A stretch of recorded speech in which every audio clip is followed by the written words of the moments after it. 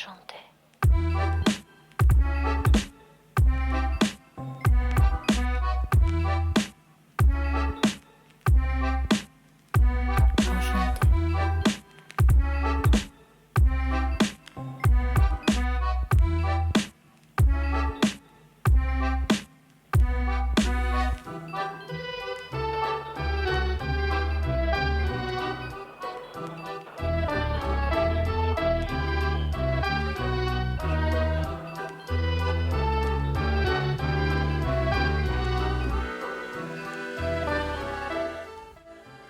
Hey everyone, Britt Albert here. If this is your first time here, I am a spiritual transformational life coach, and it's my goal for this channel to help you overcome the obstacles that are standing in the way of you living your best and most authentic life. This video is the third video in the series Conversations with God. I highly recommend go ahead and watch videos 1 and 2 before going into this video. At least watch video 2, because it's going to jump right in where we left off in video 2. I'll have a playlist for those. I'll go ahead and put it right up here. And if you've already seen videos 1 and 2, let's continue. This next clip that I'm going to play is directly from the audiobook. This is The Grand Illusion. When you say that a prayer is a statement of what is so, are you saying that God does nothing? That everything which happens after a prayer is a result of the prayer's action? If you believe that God is some omnipotent being who hears all prayers, says yes to some, no to others, and maybe, but not now, to the rest, you are mistaken. By what rule of thumb would God decide? If you believe that God is the creator and decider of all things in your life, you are mistaken. God is the observer, not the creator. And God stands ready to assist you in living your life, but not in the way you might expect. It is not God's function to create or uncreate the circumstances or conditions of your life. God created you in the image and likeness of God. You have created the rest through the power God has given you. God created the process of life and life itself as you know it. Yet God gave you free choice to do with life as you will. In this sense, your will for you is God's will for you. You are living your life the way you are living your life, and I have no preference in the matter. This is the grand illusion in which you have engaged, that God cares one way or the other what you do. I do not care what you do, and that is hard for you to hear. Yet do you care what your children do when you send them out to play? Is it a matter of consequence to you whether they play tag or hide and seek or pretend? No, it is not. Because you know they are perfectly safe. You have placed them in an environment which you consider friendly and very okay. Of course, you will always hope that they do not hurt themselves. And if they do, you will be right there to help them, heal them, allow them to feel safe again, to be happy again, to go and play again another day. But whether they choose hide and seek or pretend will not matter to you the next day either. You will tell them, of course, which games are dangerous to play. But you cannot stop your children from doing dangerous things. Not always, not forever. Not in every moment from now until death. It is the wise parent who knows this. Yet the parent never stops caring about the outcome. It is this dichotomy, not caring deeply about the process, but caring deeply about the result, that comes close to describing the dichotomy of God. Yet God, in a sense, does not even care about the outcome, not the ultimate outcome. This is because the ultimate outcome is assured. And this is the second great illusion of man, that the outcome of life is in doubt. It is this doubt about ultimate outcome that has created your greatest enemy, which is fear. For if you doubt outcome, then you must doubt Creator. You must doubt God. And if you doubt God, you must live in fear and guilt all your life. If you doubt God's intentions, and God's ability to produce this ultimate result, then how can you ever relax? How can you ever truly find peace? Yet God has full power to match intentions with results. You cannot and will not believe in this, even though you claim that God is all-powerful. And so you have to create in your imagination a power equal to God, in order that you may find a way for God's will to be thwarted. So you have created in your mythology the being you call devil. You have even imagined a God at war with this being, thinking that God solves problems the way you do. Finally, you have actually imagined that God could lose this war. All of this violates everything you say you know about God, but this doesn't matter. You live your illusion, and thus feel your fear, all out of your decision to doubt God. But what if you made a new decision? What then would be the result? I tell you this, you would live as the Buddha did, as Jesus did, as did every saint you have ever idolized. Yet, as with most of these saints, people would not understand you. And when you tried to explain your sense of peace, your joy in life, your inner ecstasy, they would listen to your words but not hear them. They would try to repeat your words, but would add to them. They would wonder how you could have what they cannot find. And then they would grow jealous. Soon jealousy would turn to rage, and in their anger they would try to convince you that it is you who do not understand God. And if they were unsuccessful at tearing you from your joy, they would seek to harm you. So enormous would be their rage. And when you told them it does not matter, that even death cannot interrupt your joy nor change your truth, they would surely kill you. Then, when they saw the peace with which you accepted death, they would call you a saint and love you again. For it is the nature of people to love, then destroy, then love again that which they value most. But why? Why do we do that? All human actions are motivated at their deepest level by one of two emotions, fear or love. In truth, there are only two emotions, only two words in the language of the soul. These are the opposite ends of the great polarity which I created when I produced the universe and your world as you know it today. Wow, that is intense. Take a minute and let this sink in. I know that was a lot of information, but oh my goodness, what freedom comes from that. Let's unpack this step by step.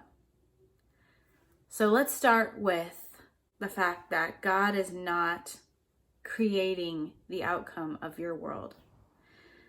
Why does that feel so blasphemous? Why does that feel so scary? For me, it was because I felt alone. But I missed the second part. I missed the fact that God was saying that it's right there, waiting to assist, to co-create with me, with you. I'm not alone. So I have spent years of my life being told that God's will is needed, that I need to listen to God's will, not to fight God's will. It's not to say I don't have times where I go against God's will.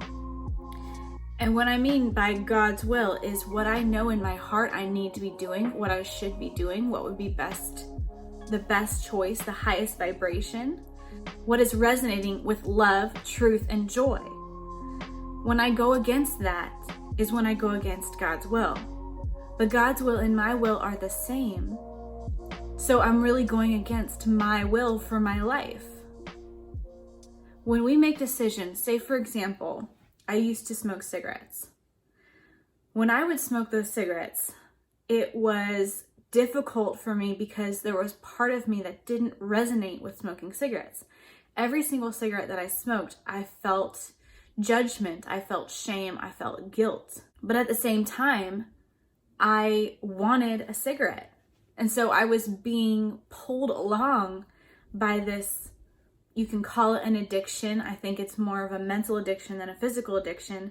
But either way, I was pulled along by this drive, this desire, And it was not my will to smoke. At times, I thought it was. I thought I was in control. But it wasn't truly my will for my life. So it wasn't God's will for my life either. Because God's will for my life and my will for my life is for my highest good, what resonates in love, truth, and joy. So any decision that we make that doesn't resonate in those three areas is going to be against our own will for our own lives. Because at the end of the day, we all want peace. We all want joy. We all want happiness, right? We all want abundance. Who would walk around and say, I don't want any of those things? I want to live a life full of anxiety, full of self-hatred, full of loneliness. We don't do that. We don't walk around and say that's what we want. So to understand that you are in alignment with God, there is nothing that you're lacking. You do have the same will that God has for you, because your will for you is God's will for you. There is nothing better that teaches you about Source, God, universe, than being a parent. As a parent, a true, loving, healthy parent, we're always going to make mistakes. There's no such thing as a perfect parent.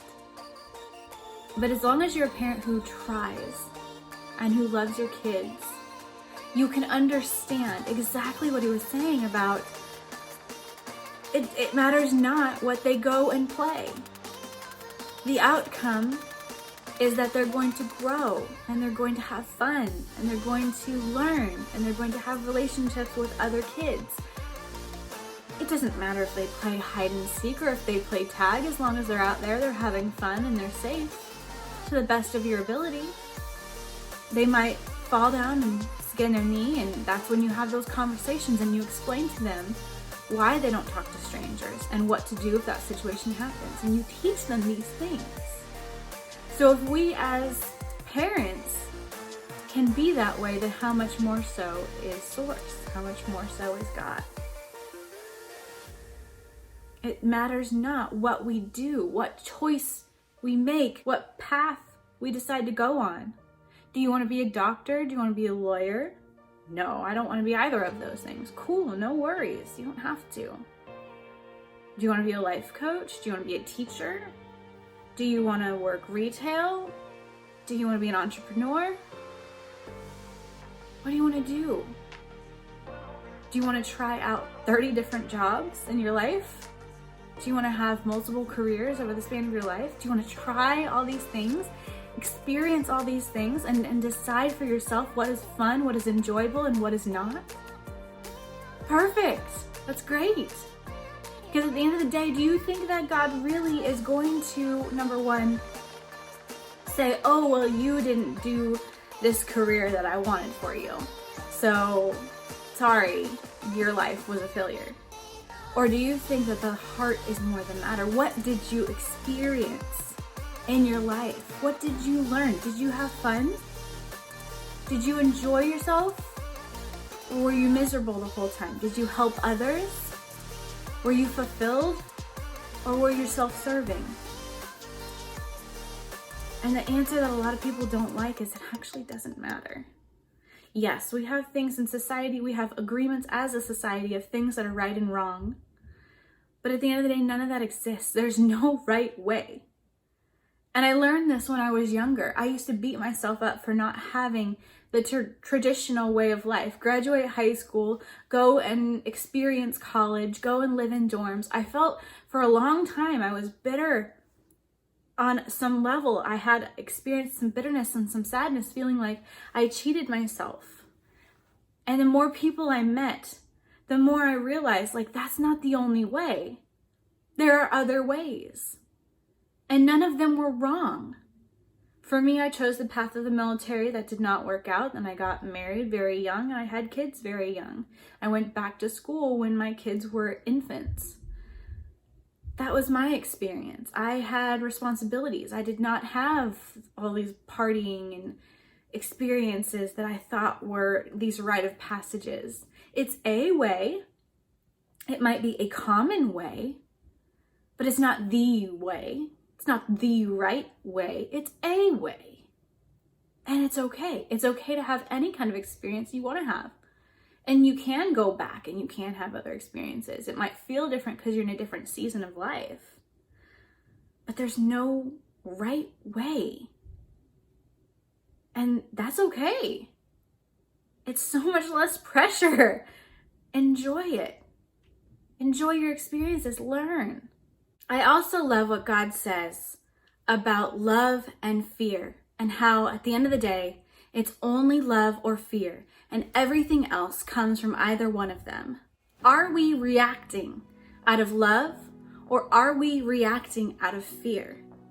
Are we reacting from a place of confidence, or are we reacting from a place of being self-conscious or being scared? Everything that we do traces back to either love or fear. Those are the two sponsoring thoughts that God spoke about in the second video. When God was talking about when you manifest, you create your reality, no matter what you say, what you think, the thought that sponsors that thought, the thought behind the thought is the thought that actually creates your reality. So if you are saying that you want to experience financial abundance, but in the back of your mind you have fear and lack and disbelief, that is the reality that you're going to continue to create for yourself. But then if you're saying that you want to experience financial abundance, and in the back of your mind your sponsoring thought is that of belief, that of hope, that of joy, that of gratitude, then you will create that abundance reality physically within your life. And it might take some time. It might not be instant, or it might be instant. It depends on what you're actually believing is capable to happen in your life. If again you have that lack mentality that's coming from a place of fear, then that's your sponsoring thought. If you have abundance mentality that's anchored in joy, then that's your sponsoring thought, love. I hope you guys enjoyed this video. And again, if this is your first time here, please don't forget to hit the subscribe button and also hit the bell notification so that you never miss out on a future video. If this video resonated with you, go ahead and hit that like button and share this with somebody who needs to hear this message. I love you all so much, and I will see you next time.